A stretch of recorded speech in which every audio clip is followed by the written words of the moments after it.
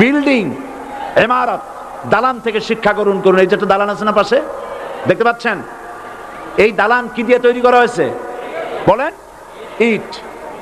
সমস্ত ইটেরা যদি ধর্মঘট করত, আমরা কেউ মাটির তলায় যাব না, কেউ আমরা আগুনে পুড়ে ঝামা হব না, পিক হব না, কেউ আমরা টুকরা টুকরা হব না, সবাই থাকবো উপরে উপরে, তাহলে কি দালান হইতো নাকি? এই বিল্ডিং নির্মাণ করতে গিয়া ইটের যে স্যাক্রিফাইস, হাজার হাজার ইটকে পিক হতে হয়েছে, পুড়ে যেতে হয়েছে, খোয়া হতে হয়েছে, ভেঙে টুকরা টুকরা হয়ে 50 ফিট মাটির নিচে যেতে হয়েছে, তারপরে ইমারত গঠন হয়েছে, সুন্দর দালান তৈরি হয়েছে। যারা ইসলামী শাসন চান, আল্লাহর দ্বীনকে বিজয়ী দেখতে চান, তাদেরকে অসংখ্য মানুষকে পোড়াইটের মতো জেলখানায় পুড়ে পুড়ে মরতে হবে, অসংখ্য মানুষকে ফাঁসির কাস্টে ঝুলতে হবে, গায়ের রক্ত দিতে হবে, শহীদ হতে হবে, তারপরে ইসলামের ইমারতটা কায়েম হয়ে যাবে। শায়ের কবি কি সুন্দর করে বলছেন, কবি সুন্দর করে বলছেন, ये शहादत गाहे उल्फत में कदम रखना, ये शहादत गाहे उल्फत में कदम रखना, लोग समझते हैं आसा है मुसलमान होना।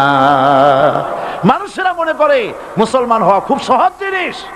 না, মুসলমান হওয়ার অর্থ হলো শাহাদাতের ঈদগাহে শামিল হয়ে যাওয়া।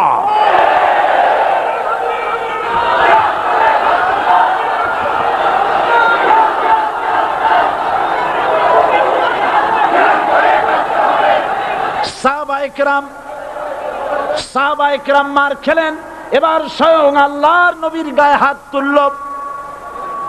আবু জাহেল এসে হুজুরকে মারলেন, গলায় চাদর দিয়া এমন জোরে টান মেরেছে, রাসূলুল্লাহ পড়ে গিয়েছেন। হাদিসে এসেছে হুজুরের চোখ মোবারক ঠিকরে পড়ে যেতেছে, চেহারা মোবারক লাল হয়ে গিয়েছে, জমিনের উপরে আছাড় মেরে ফেলেছে। রাসূলের এই অবস্থা দেখে হযরতে হামজা তখনও কাফের ছিলেন, শিকার থেকে এসে তিনি এই দৃশ্য দেখলেন, দাসীর মুখে শুনলেন, ছুটে চলে গেলেন আবু জাহেলের বাড়িতে। যায় বলে, আবু জাহেল রে, তুই মুহাম্মদ সাল্লাল্লাহু আলাইহি ওয়াসাল্লাম মেরেছিস, বল কেন মারলি? এমন ভালো মানুষ তো জীবনে চোখে দেখি নাই, যিনি কোনো মিথ্যা কথা বলেন না, ভালো ভালো কথা বলেন, এক আল্লাহর গোলামি করার জন্য বলেন। এই সব ভালো কথা বলার জন্যই তুই তারে মারলি নাকি? আরে আবু জাহেল, তুই কি মনে করেছিস মুহাম্মদ সাল্লাল্লাহু আলাইহি ওয়াসাল্লাম তার পিতা আব্দুল্লাহ মারা গেছে বলে মুহাম্মদ সাল্লাল্লাহু আলাইহি ওয়াসাল্লাম এতিম হয়ে গেছে এই মনে করেছিস নাকি? জেনে রাখ, মুহাম্মদ সাল্লাল্লাহু আলাইহি ওয়াসাল্লামের পিতা আব্দুল্লাহ মারা গেছে, কিন্তু চাচা হামজা তো মরে যায় নাই। হাতের ধনুক দিয়া এমন জোরে আঘাত মারলেন, আবু জাহেলের মাথা ফেটে রক্ত ফিনকি দিয়ে বেরিয়ে এলো। হযরতে হামজা ঘরে ফিরে এসে রাসূল করিম সাল্লাল্লাহু আলাইহি ওয়াসাল্লামের মস্তক মোবারক কোলে উঠায় নিলেন আর বললেন, বাবা, তোমাকে মেরেছে বলে আমি আবু জাহেলের মাথাটা ফাটাই দিয়ে আসছি, তুমি খুশি হও। হুজুর বলছেন, চাচা, কার মাথা ফাটাইছো এইটা বলে আমারে খুশি করতে পারবা না।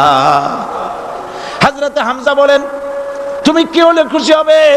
হুজুর বলেন, হামজা চাচা গো, আমি খুশি হব যদি একটিবার চাচা তোমার মুখে শুনতে পাই ঈমানের কালেমা। হযরতে হামজা বলেন, মুহাম্মদ সাল্লাল্লাহু আলাইহি ওয়াসাল্লাম, আমি বুঝতে পেরেছি তুমি কোনো সাধারণ মানুষ নও। সাধারণ মানুষ হলে পরে তুমি প্রতিশোধে বিশ্বাসী হতে, খুশি হতে।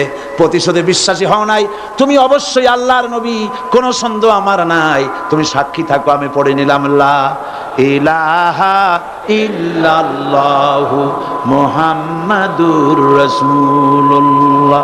জোরে পড়ে, লা ইলাহা ইল্লাল্লাহু মুহাম্মাদুর রাসূলুল্লাহ।